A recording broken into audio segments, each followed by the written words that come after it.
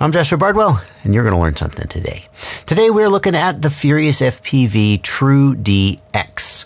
And this is Furious's attempt to dethrone Immersion RC RapidFire as the largely undisputed king of FPV receiver modules. Have they done it? That's what we're going to find out. And does it even matter? Because some of the features that the True-D X brings to the table might sway some of you guys to buy it, even if it's not definitively the best in performance. Stay tuned.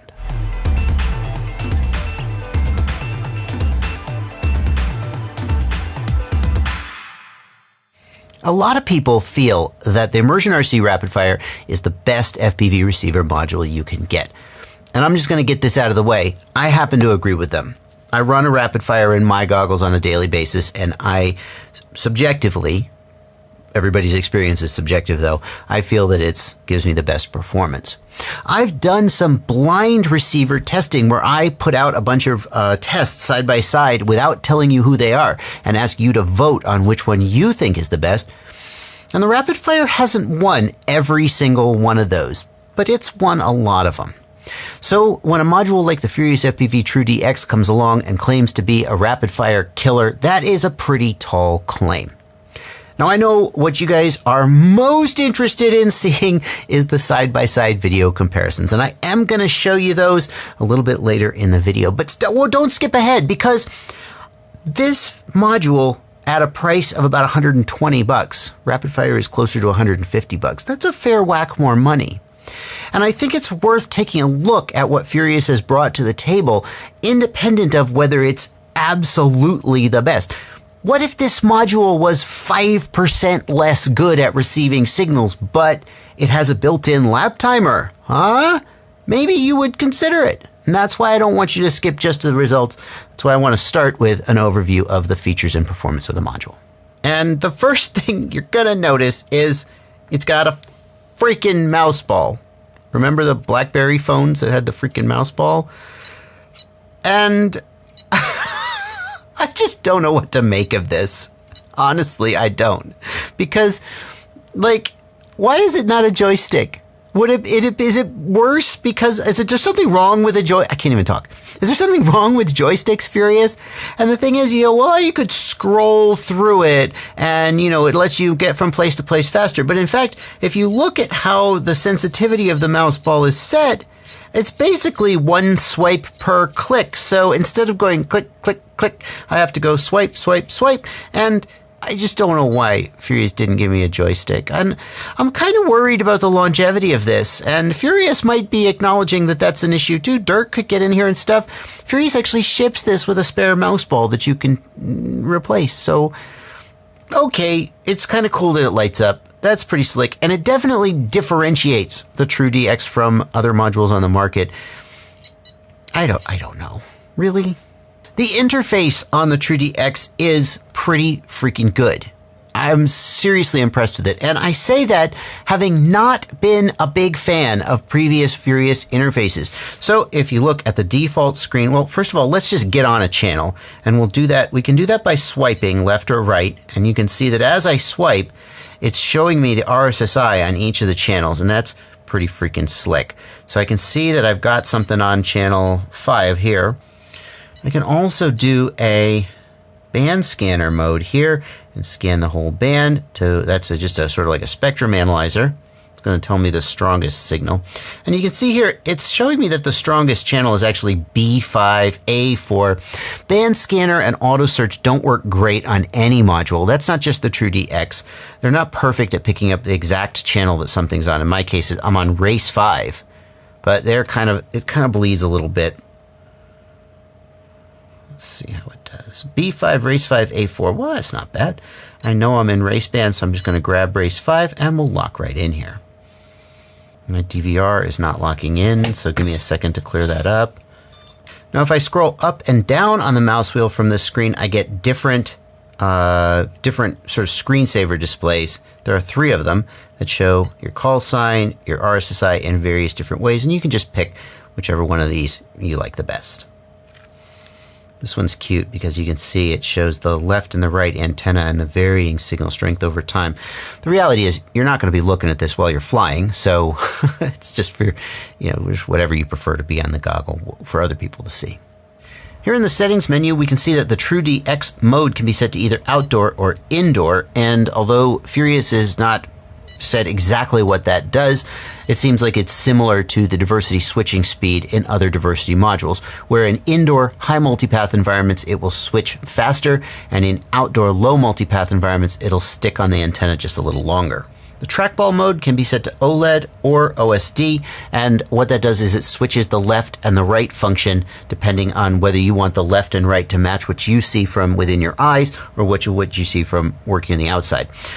This is a common complaint with the Immersion RC RapidFire, that it hasn't implemented this function, and with the RapidFire the joystick left and right are always reversed when you use it from within the goggle because you're looking at the other side of the screen, right? So left and right are reversed.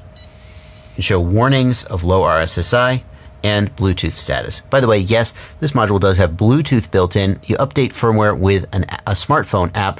At the time of this recording, the smartphone app is only available on iPhone, not Android. It's usually the other way around in this hobby. And that is why I am not actually reviewing this on the very latest firmware. I don't have an iPhone and I don't know anyone who does, and there's no way at this date to update the firmware without an iPhone. I did run the flight tests on the very latest firmware, and the reason that more about that in a minute. The True-D X has a quad finder mode, which is useful for when you crash your quad and you don't know where it is. It uses a sort of a hotter, colder method of homing in on the VTX signal. When you activate the finder mode, it switches to just the bottom antenna, which is presumably where you'll have a patch antenna. And then you can see the signal strength, and you just sort of move it around and point it wherever your quadcopter might be and watch the signal strength go up and down and home in on it that way. If you decide to do this, a great trick is if you have any video signal at all, or if you're using Lua scripts, you can turn the video transmitter power down to 25 milliwatts, or even put it into pit mode depending on how far away you are. The lower the output power of your video transmitter, the easier it'll be to home in on it in find mode. If you're broadcasting at like 800 milliwatts, then you're just going to kind of get no directionality to the signal. It's just going to kind of be strong everywhere. Once you start getting close to it, turn the output power down. You'll get even closer to it before you sort of lose that directionality. You can save custom channel sets if you so prefer. For example, if you use like the IMD5 or IMD6 channel set, which is a combination of raceband, Fat Shark, a combination of channels that minimizes something called intermodulation distortion. That's not that's not any like raceband or Fat Shark band. It's a combination of channels from all of them. And so if you want to, you can go in and create saved channel sets, different profiles with any combination of 8 channels that you prefer. To customize the channel set, you're going to pick an entry and long press the trackball, and it will ask you if you want to change, delete, or change profiles. We can, what happens if I do that? Oh, now I put that in, now I switch to profile 2, I see. And if we hit change, we can pick a different channel to put in this section. So now we put F4 as channel 1 of profile 2. Well, anyway, you can set those up any way you like. I really like how you can see the individual channel strength on each of the channels as you scroll through them. It's a really nice touch. You can't see that here in the OLED screen, but you can see it in the DVR. Again, Furious making the most of the screen real estate rather than just duplicating the OLED screen like many other vendors do.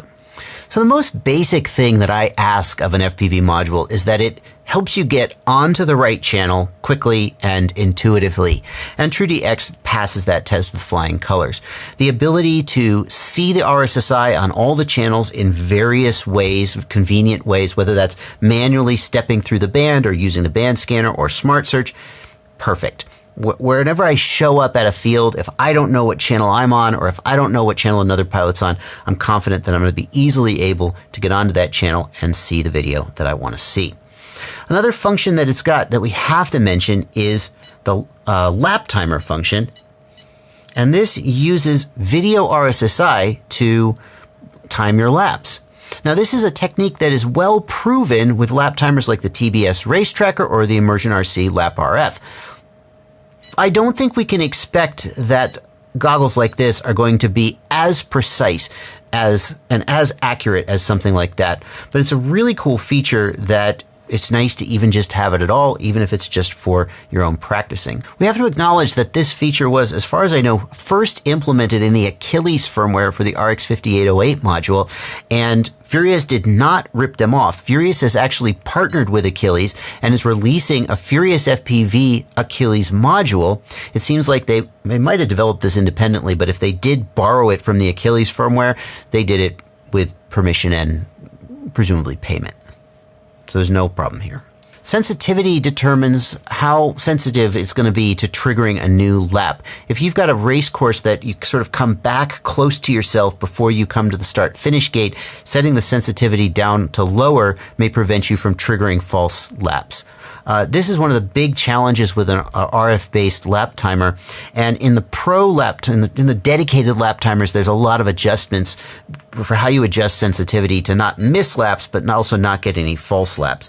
This is one area where the lap timer in the True-D X doesn't hold up to the more pro-grade stuff, but considering it's kind of just thrown in there as a bonus, it's nice that it's there at all. In order to start a race with a lap timer, you're going to go down to the threshold setting. And what you'll see on the right side of the DVR is the current RSSI. You want to roll the mouse ball left or right to set the threshold so that it is just a little bit below the RSSI when the quad is at the start-finish line. So you're going to stand where you're going to stand at the pilot station. You're going to set the quad at the start-finish line and roll that threshold down. And whenever the RSSI goes above that threshold, it'll trigger a lap. Then you're going to press the mouse ball, and that will begin the race. So now we are almost to the part of the video where I show you the side-by-side comparison and you can see which module performed the best. But before we do that, I got to acknowledge one thing, and that is the reason why the module you're looking at today does not have the latest firmware on it. It's not just that you need an iPhone, and I'm an Android nerd. Because Furious FPV sent me, I was like, I can't update it. I don't even know anyone who owns an iPhone. And they were like, no problem, we'll send you another one. And this is that module. This module is the latest hardware and the latest firmware. And in fact, I did tests with this module. But then in the middle of the tests, for no apparent reason, it just stopped working. It doesn't even power up. When I plug it into the goggles, the little red LED blinks and then nothing happens. As far as I can tell, this module just spontaneously died.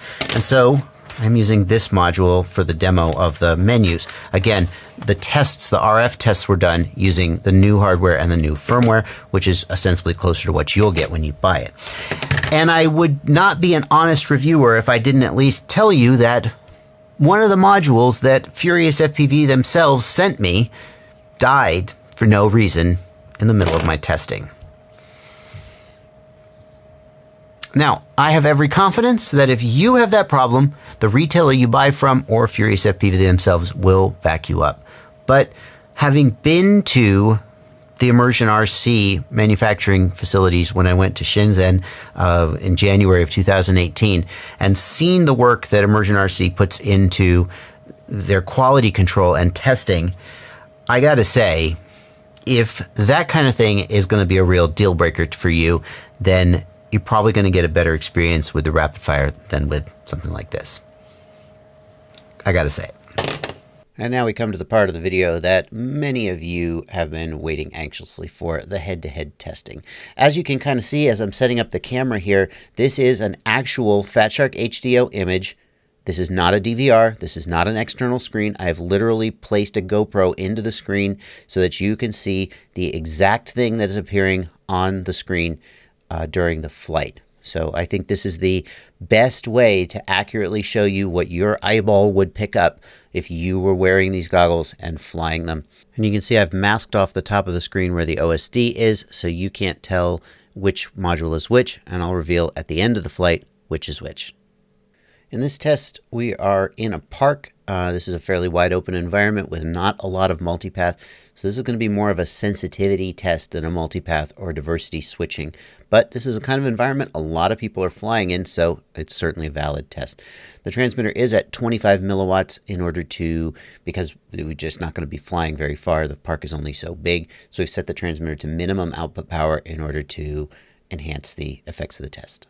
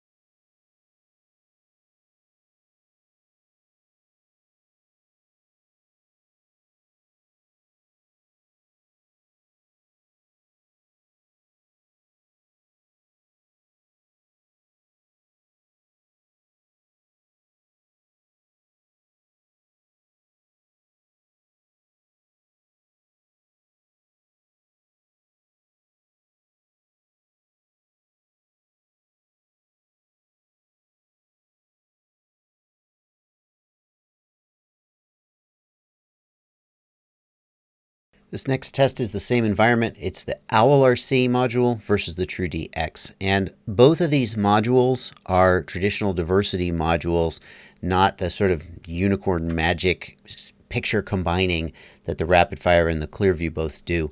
But they're high performance diversity modules. And so there's some question of whether they will perform best with an Omni and a patch or two Omni antennas.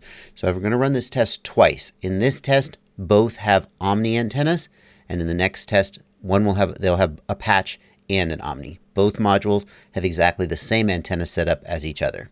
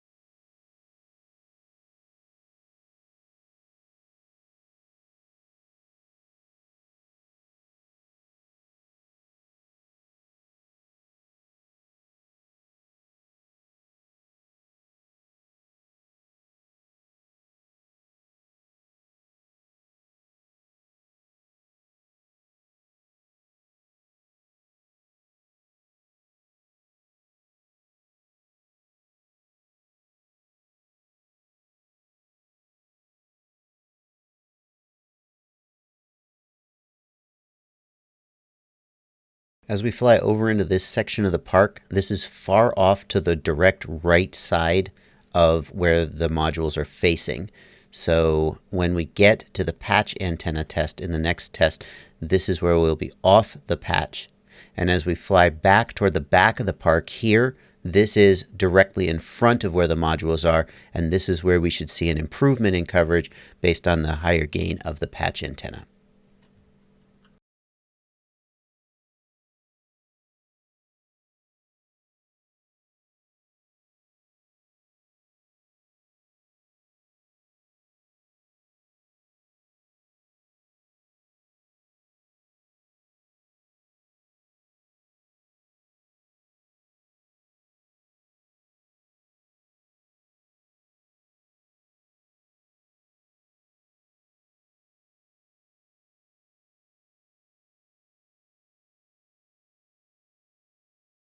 Here's the same test with an Omni and a patch antenna, and the question here is whether the increased gain of the patch antenna is better for the signal than the sort of diversity switching that these modules bring to the table.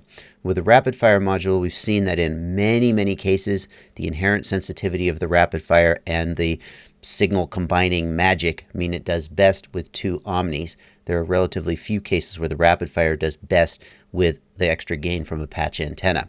If you look at this and you see that these modules seem to do better with a patch antenna, it may indicate that they are more like a traditional diversity module than the sort of RapidFire Clearview unicorn magic signal combining.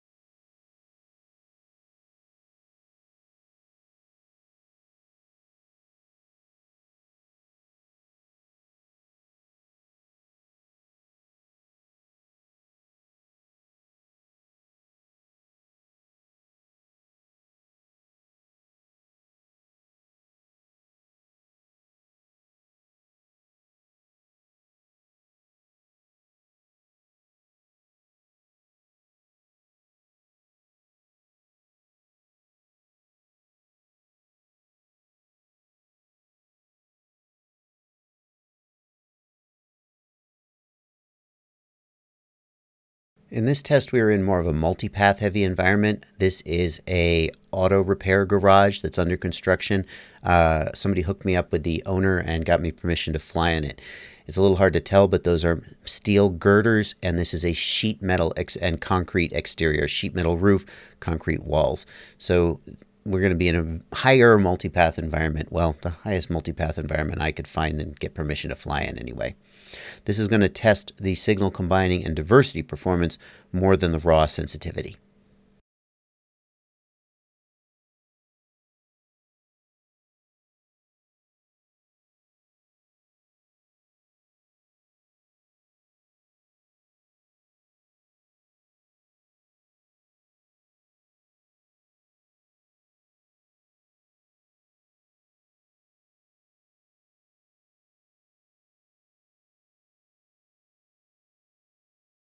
I want to point out as we go into this part of the flight and the signal gets all snowy, I think that is more raw sensitivity. And as we go through this part of the test where and there's kind of flashes on the screen, that's more the sort of multipath performance, just for perspective.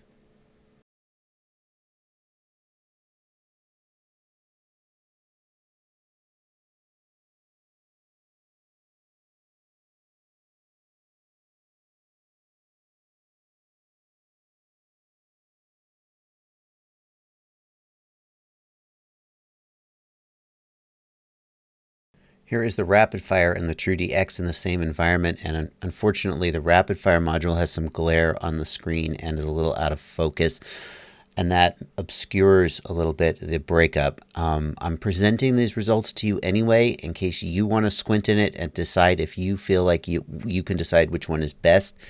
This is one of the downsides, unfortunately, of putting the GoPro directly in the screen. I missed when I was taking this data that this had happened.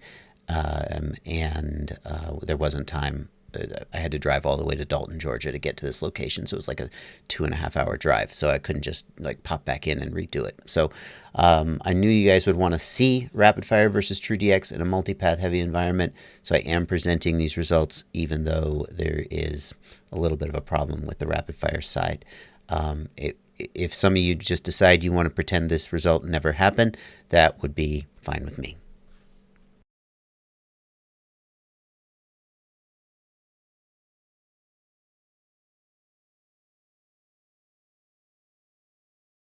Well, okay then, you've seen the results for yourself and you are now prepared to make a decision.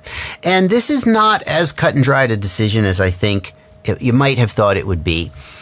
In my personal opinion, this module doesn't beat the RapidFire in terms of RF performance. And it's a little hard to demonstrate that using the goggle method that I show you, because the experience you have when you're flying and your brain is focused on flying is a little different than the experience you have when you're just looking at a YouTube video. I feel like when I look at these comparison videos, I see breakup maybe that I just didn't notice when I was flying. And I feel like the RapidFire and the Clearview are the only two modules on the market today that do this picture combining. And it gets rid of these white flashes and stuff. That it's a much better experience than any diversity module that I've ever used, and that includes the True-D X, because at its heart the True-D X is a very, very good traditional diversity module. It's not doing the magic unicorn signal combining that RapidFire and Clearview both do. Has to be said, Clearview does it, but in my testing it performed much worse than RapidFire and was way, way more expensive. So I'm not actually trying to put them on the same table. They do the combining thing. So at its heart, the True-D X is a very, very good diversity module. And in my eyes, it performs about on par with stuff like the OwlRC, which is also a very good diversity module. But it doesn't rise to the level of something like the RapidFire. And that's even more true for me when I fly them than when I look at those side-by-side images, although I don't blame you if you don't want to take my word for it. You want to go on the side-by-side images. But even though the True-D X is not quite as good, it's still very good, It is a fair whack cheaper, about 110, 120 bucks instead of closer to 150 bucks for a RapidFire. And it's got a really nice menu. And it's got features like the lap timer. This is a nicer module to use. It'd be even nicer if it had a joystick. This is a nicer module to use than the RapidFire. The menu on the RapidFire is just a little bit kind of clunky. This one is much more pleasant and visually appealing. I love the fact that it has full menus in the OSD as opposed to just emulating the OLED screen. This is a pretty good module for 120 bucks. I do think that you have to compare it very closely with something like the OwlRC, which seems to deliver similar RF performance at a much lower price point, or the RapidFire, which delivers better RF performance at a slightly higher price point. How much better is the RapidFire? That's the other thing. Because if the RapidFire is 5 or 10% better, how often are you pushing to the edge of your range where you'll get into that 5 or 10%? That's a question you got to ask yourself. If you demand the absolute best in terms of RF performance, then I think the RapidFire is the way to go. If you have a little bit of extra money burning a hole in your pocket for a very nice interface and extra features like the lap timer, the True-D X is certainly worth considering. And if you want really good diversity performance with a little bit more of a bare bones interface, I think the OwlRC is the one to look at. That's my opinion though, and you've got the data to decide for yourself. That's going to do it for this review. Before I go, there are links to all of these products down in the video description, and in case you hadn't figured it out by now, they are affiliate links. And if you click one of those links before you make any purchase, whether you're buying this module or whether you're buying anything else from one of those vendors, you click those links and I get a small commission, and it sure does mean a lot. Thank you guys so much for watching. Let me know what you think down in the comments. Have you got a True-D X? How do you like its performance? Have you compared it to something like a RapidFire? Let me know in the comments what you think. Thanks for watching. Happy flying.